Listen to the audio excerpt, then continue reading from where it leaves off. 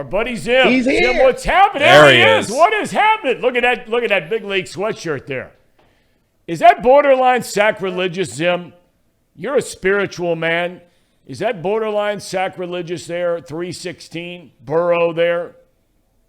My mom asked me the same thing, but I just said, Mom, I just been going across the country preaching the gospel that is Joseph Lee Burrow. I can't stop it. You know, once you start talking Burrow, you know, it becomes a part of your life. It's a religion. Thom, you got to join. We need more people. I don't know, Zim. If your mom is asking about it, does she live near you? Is she there in Greater D.C.? No, she actually lives in North Carolina. I need to go visit her though. She's been wondering, what have you been up to, Zim? Well, she knows what you've been up to. You've been going to New Orleans and dancing, and you've been in Cincinnati and hanging out in skyboxes and all that kind of. You're not hard to find, Zim. You know what I mean? Well, you know how, I guess as a parent, like sometimes she calls and then, I get, I'm never too busy for my mom, but, she'll message me sometimes and I don't get right back to her. So I think she wonders about me. She knows I'm a little cuckoo. So she's probably just wondering, like, is he okay? She's got to be borderline wondering if you're too busy for her, Zim, if you haven't gone to see her in a while. But we'll leave that for another time. You predicted on this show last week that you were not worried in the least bit about the Atlanta Falcons. And, Zim, I want to hear your thoughts about the Bengalis' rout of Atlanta on Sunday. The stage is yours, my man. How do you break it down? It's the best wide receivers in the nation. It's Tyler Boyd, it's T. Higgins, and it's Jamar Chase. It's three guys that could have went for 100 yards. It's exactly what it should look like. I think so many times Bengals fans get out here and they like, oh, man, well, I just want to see it for a couple of – do you think that these other teams aren't fearful of you? These teams are way more fearful of the Bengals than we are of them. And I don't get how people don't understand that. All of these teams, especially like a team like the Falcons, you're looking at a pedestrian quarterback. You're looking at a team that primarily what it came into is the number one rushing attack, like DVOA standards coming into that football game. We left that field. They only ran for 106 yards when they've been running for like 160 on everybody. The second half of that football game was a clinic on run defense. The first half of the football game had some really good moments too, but the Bengals are the scariest team in the National Football League with the lead. Like, I'm talking Pat Mahomes. I'm talking Bills. I done seen the Bills not do what they were supposed to do against the Dolphins. You know how Joe Burrow comes back in all of these games when you're down 14 points or 17 points or whatever the hell you were in the Steelers? He comes right back, and he ties it up with a go-ahead field goal. Cowboys game, down 10 points. He comes right back. There's never not a situation that Joe Burrow doesn't come back. And I need everybody to get on board with the fact that when you have number 9, you're not out of it, right? But step 2 is this. Bengals with the lead, show me a hole, because I can show you a million holes on the Chiefs, the Bills, or whoever you think that you like. The Bengals are the scariest team in the National Football League with a lead, because when they get a lead, it's not a team that says that I have to throw the football just to stay in front. It's a team that says that I'm going to exploit you in every single way if you open it up for me. You think the Bills are running the football with a lead? Nope. They have to keep on throwing to stay afloat. You think the Chiefs are running the football with a lead? Nope. That's why the Bengals are so scary. The second half of that football game, Joe Mixon closes it out like closers should. And let me show you how gracious I am. I could have blew the doors off of them. I could have gave you a college football score. I know you guys like college football. I could have 40'd you up. I could have 50'd you up. I could have broke Norm Brockwell or whoever the heck that dude's name is. I could have broke every record.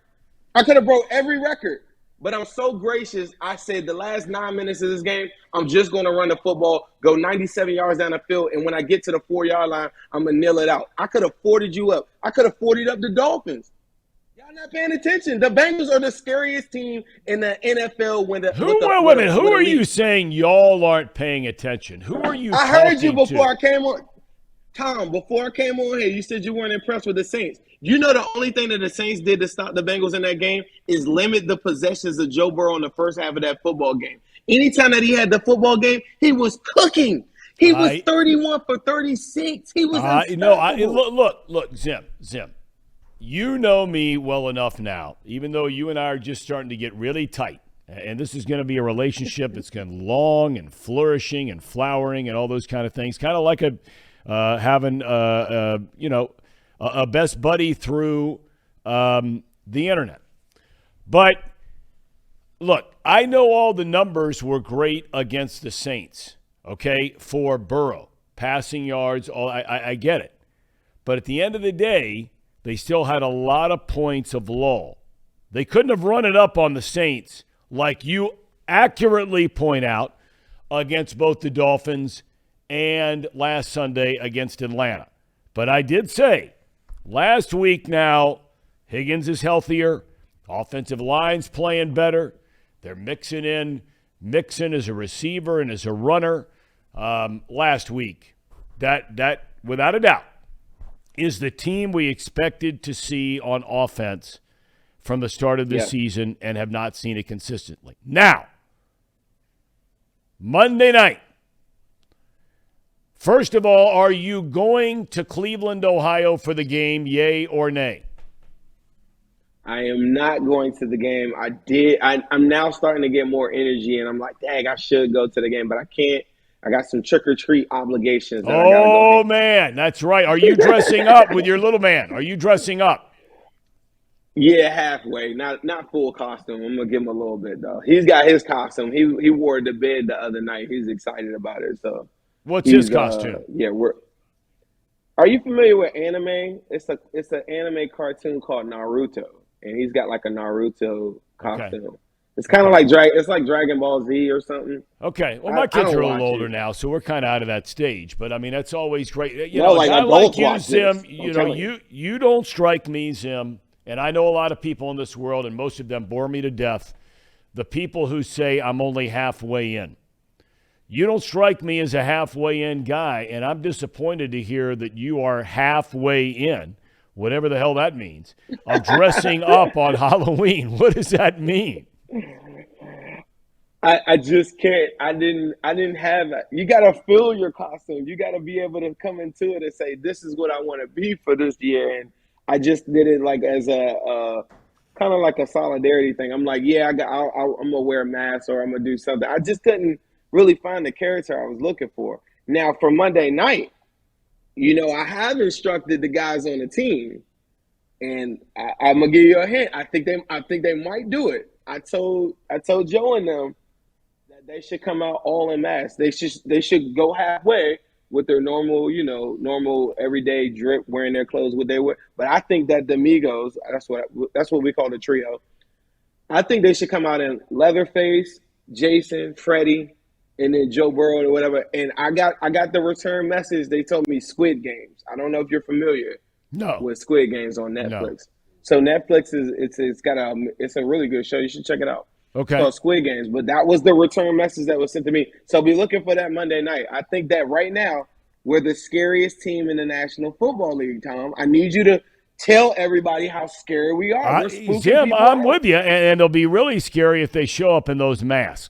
But this is a desperate Cleveland Browns team. They have 4 of their losses by a combined 11 points. We had Brian Billick on with us yesterday. He filled in for somebody who was gone over the weekend on the Ravens radio network, and he broadcast that game between the Ravens and the Browns, and he thinks the Browns have a good team. I'll ask you the same question as last week. Joe Burrow's never beaten the Cleveland Browns. Are you worried about the Cleveland Browns Monday night? Nope, I'm not. I don't think that it's a blowout in the fashion of the Falcons game. You remember early in the season, I wasn't proclaiming blowout. So anybody that's new to watching this, I'm looking at matchups. Look at the starting guard. Teller is now out, who is a big part of what they do. Their starting tight end, who I have on my fantasy football team, Njoku, who they'll heavily rely on, is out. They'll also have Denzel Ward, who is in concussion protocol, who is having the worst season of his career. He may be in. He may be out. We don't care. Their linebacking core was never good, and they probably had the worst interior defensive line in football. So you want to put that against the hottest team in football? I'm going to beat them by at least 10 points. Okay. All right. You okay? I'm really surprised you're not a little worried about Cleveland. I think they're desperate. I think they've got a decent team. We know they can run the ball. I'm with you on the injuries. They have some serious injuries going on that team from the game the other day. But I look at Zim. Teams that have given the Bengals problems last year, and I'm the first to jump on board to say this offensive line is really starting to play well. And I think Collins is really playing much, much better, and I think people need to get off his case a little bit. I think he's played pretty doggone well. But look, they got Clowney and they got Garrett, and both of them are playing. These guys get after the quarterback, and as we've seen this year, teams that get after the quarterback have given the Bengals problems. I understand that. I just think that this new resurgence of the Bengals offense, early in the game, they're going to get the ball out so quick that they're going to be – them dudes by the second quarter going to be putting their hands up trying to bat passes. I don't think that they're going to come full steam at the Bengals like in the manner that they want to. The whole game is predicated against what they want to. They want to run the football, but they need a lead to run the football. I'm going to make Jacoby Brisket. We call him Brisket online because we got a pot of stew that we're ready to cook up. So Brisket, we can cook him, but the way is to get a lead on him. Give him a 10-point. Get up 10 points on him at any point in this game. It's a wrap. One guy you didn't name, I think Nick Chubb arguably is probably the best running back in the National Football League. Well, I think he's second. I think the guy with the Giants is the best. I love Saquon. I do. Yeah, but I'm with you on Chubb. Never forget about Derrick Henry. So what I'm saying is this. In those circumstances, I just outlined in this brief 10, 15 minutes, in any circumstance that you could tell me of, what's the Browns' Achilles heel this whole entire season? They haven't been able to hold a lead. What's the one constant that I do know is that if I do get behind, I always come back. What's the thing that I do know that the Browns have been doing recently? Giving up a lot of passing yards. So Nick Chubb can have a day, but I think if the odds go in my favor, they won't allow him to have a day, just like the Falcons weren't allowed to have a day, because all these teams that are one-dimensional, they have to play with a lead in order to enforce their will. If they're not playing with a lead, they won't have the opportunity to display Nick Chubb's talents and everything like that. And then at that point, now I'm really where I got you. I have one of the best corners in the National Football League who's only giving up a completion rate of 33% in passing attempts in the National Football League. You think that I'm scared of Amari Cooper when I got Chidobe Awuzie, who only allowed one catch for 8 yards this past week, one catch for 9 yards the previous week, and one catch before that for 8 yards against Mark Andrews? This guy's on fire just like anybody else. I'm telling you, these teams do not want to play the Bengals. Like, we're talking about what these teams could do. They don't want to play us. We're the scariest team in the NFL because we are not a one-dimensional team. All these teams that we played recently, they're all one-dimensional.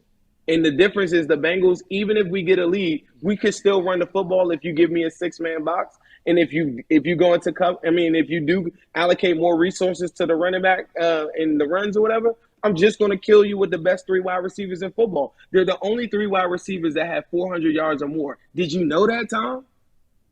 I did know that. And look, I'm with you. I'm with you on the Bengals being the scariest team to try and face in the NFL. There's no doubt in my mind about that. Was that a doorbell? Did I just hear a doorbell? That's when my door opened. What?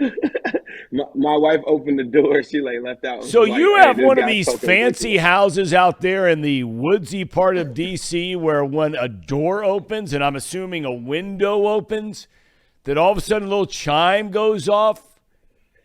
It's called look, I know that crime is rampant across America these days. Right.